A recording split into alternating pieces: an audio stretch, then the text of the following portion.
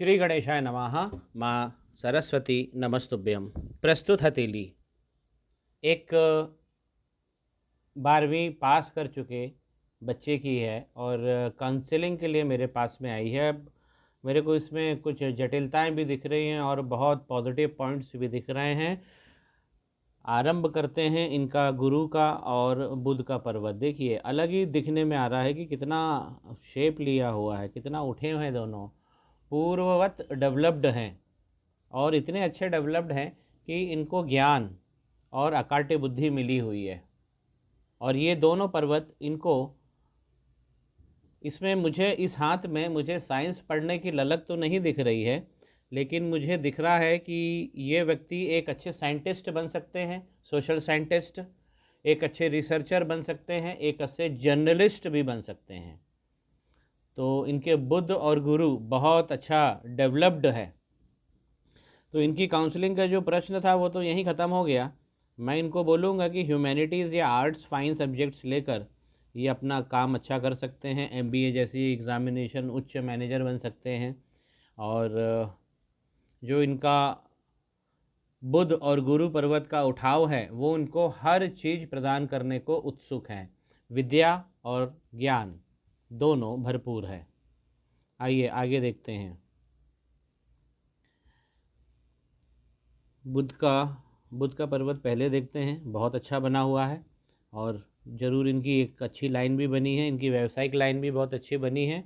Money का triangle complete हो रहा है, तो इनके पास पैसे की भी कुछ कमी नहीं रहेगी। हाथ बहुत अच्छा है, बिजनेस लाइन है और पूरी तरह तो नहीं पहुंच पा रही है अभी, ये थोड़ा बीच में से जा रही है। जैसे ही पहुंच जाएगी तो इनको अच्छा इफ़ेक्ट देगी। इनकी उंगलियां देखें, उंगलियां, पहली उंगली जो गुरु पर्वत की है वो शनि की ओर झुकी हुई है। कुछ चिंताएं इनको लगी हुई है, पारिवारिक कुछ करियर को लेकर चिंताएं हैं इनके। अब जरा हम गुरु का पर्वत बारीकी से देखें तो वो जैसा बताया उठा हुआ है, लेकिन बचपन का कुछ संघर्ष दिख रहा है। यहाँ पे डिप्रेशन आ रहा है और यहाँ पे एक दाग साग बन गया है, एक दाग की आकृति बन गई है, एक डिप्रेशन लिए हुए हैं। यही कुछ लाइन हमें यहाँ भी मिल रही हैं। तो इनको थोड़ी सी चिंताएं रहने वाली है घर गृहस्थी को लेके और अपने करियर को लेके। इनके शनि पर्वत देखें, शनि पर्वत की उंगली सीधी है, पुष्ट है, ये अच्छा है इनका। लेकिन यहाँ पे जो पर्वत है वो दबा हुआ है, दबा हुआ पर्वत है, यानी कि आराम क्या होता है ये तो जानते नहीं हैं। और ऐसे व्यक्ति मेहनत बहुत करते हैं, बहुत। शनि भगवान अगर यहाँ बैठ जाए, शनि भगवान इस प्रकार दब जाए शनि का पर्वत, तो शनि भगवान बहुत मेहनत कराते हैं और एक नायाब चीज़ प्रदान करते हैं जिसे हम कला के नाम से जानते हैं और गुण के नाम से जानते हैं। अब जो चीज़ मुझे शनि पर्वत पे दिख रही है वो ये है कि यहाँ पे एक बहुत मोटी मोटी लाइनें बन गई हैं। ये लाइन नहीं है, ये यव जैसी, यहाँ मोटी मोटी लाइनों पे यव पड़ गए हैं। देखिए ऐसी मोटी लाइन है और उसमें यव पड़े हुए हैं। एक रेखा आगे जा रही है, फिर निकल कर अगर इस तरह के आड़ी लाइनें, मोटी लाइनों के यव पड़ जाते हैं, ये दाग हैं। और दाग पे अगर यव जैसे दाग आ जाए तो ये बोन्स की प्रॉब्लम देती है, ये बोन्स की हड्डियों की प्रॉब्लम हमें देती है और बहुत सीरियस प्रॉब्लम देती है। अब इन जातक ने तो खैर काउंसलिंग का पूछा था, लेकिन मैं इनके थोड़ा सा स्वास्थ्य भी देखना चाह रहा हूँ। तो यहाँ स्वास्थ्य ख़राब बता रहा है और यहाँ पे कोई इनकम की लाइन भी नहीं दिख रही है मुझे 55 साल के बाद में। तो अभी बुढ़ापा का क्या है अभी कह नहीं सकते हैं, लेकिन अगर हम लक लाइन देखें तो लक लाइन इनकी स्ट्रेट है, सीधी है, लेकिन ये 32-33 में आकर यहाँ पे ख़त्म हो जा रही है, क्योंकि यहाँ पे राहु लाइन, बहुत सारी लाइनें हैं। मैं अभी दिखाता हूँ आपको राहु लाइन। तो राहु लाइन ने यहाँ लक की लाइन काट दिया है, तो 33-34 के आसपास इनका लक समाप्त हो रहा है।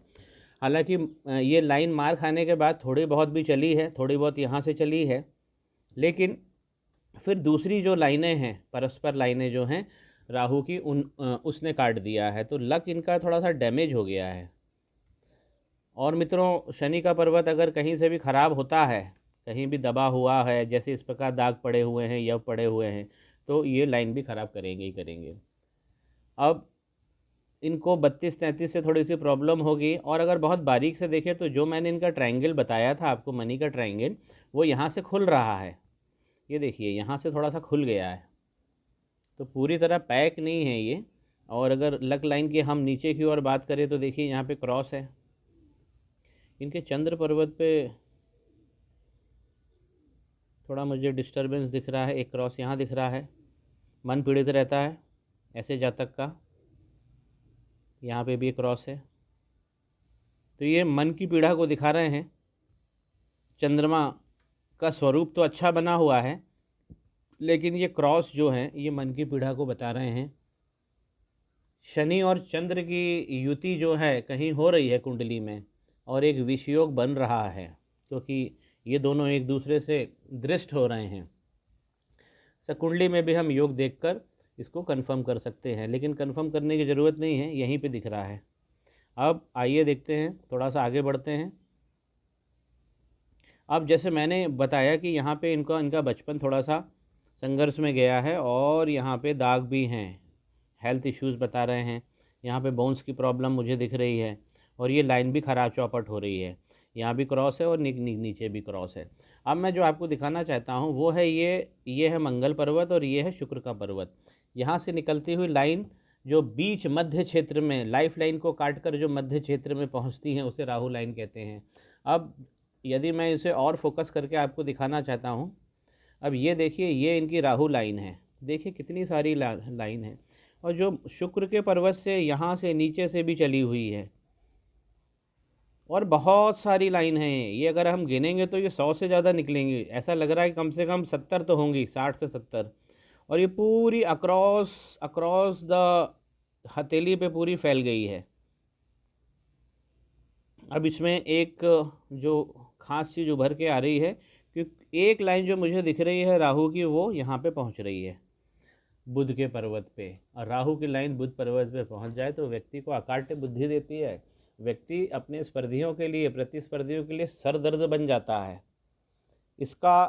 इससे इससे जीत पाना, व्यक्ति अजय हो जाता है विद्या में। ये योग है इस बच्चे के हाथ में, अजय विद्या है इसके हाथ में।